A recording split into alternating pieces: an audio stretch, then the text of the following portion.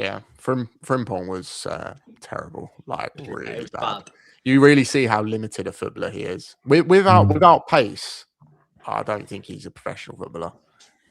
Like, but if you stand 5 yards off him and just have a run on him, like it's so easy to defend him.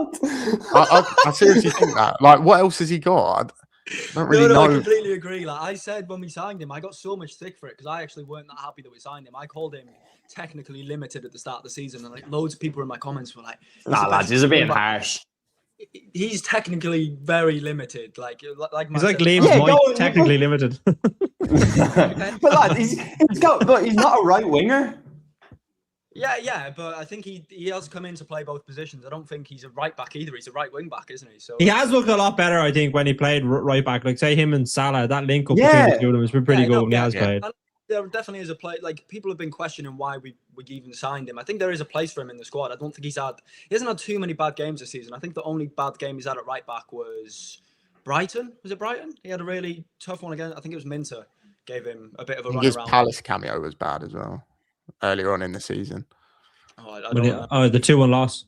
Yeah, I don't think he's had like too many bad performances at right back. It's just at right wing now because he is so one-dimensional. Like once they come up that, like his ability to go down the line, he's actually got like what do I do? It's just a 1-2 he's looking for all the time. And the defenders, they're smart. Luke Shaw's a good defender. He's been around the block. He can see that coming a mile off. I think he's a decent squad option as a right back, but that's as far as it goes. Anything he does well on a football pitch relies on his pace, and that's obviously going to fade as he gets older. He's not the answer. He never was the answer, but I guess maybe. Go on.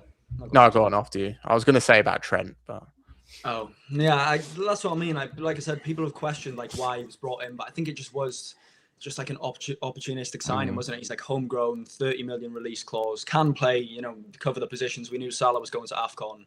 I think on the whole, he's probably had a decent season, but I don't think he came in to play this many games. Like because Bradley was injured, because Salah's been in and out the team. Like I think he's been overplayed this season. Not as in like he's struggling with the amount of games, but I think he like Max says, I think he probably is a squad option. I think we'd be happy. No, I think I sorry to cut across. I do disagree with you, but I agree on the sense that I definitely think he's overplayed in terms of playing out on the right hand side and of right wing. But again, at fullback, I don't think he's been bad, as you've said. So I don't think Bradley's injury or anything like that would take away from the amount of games that he would have played at right back if he was fit as well from the start of the season and had a proper run. He gets injured in the first game of the season and he's out for a month and a half.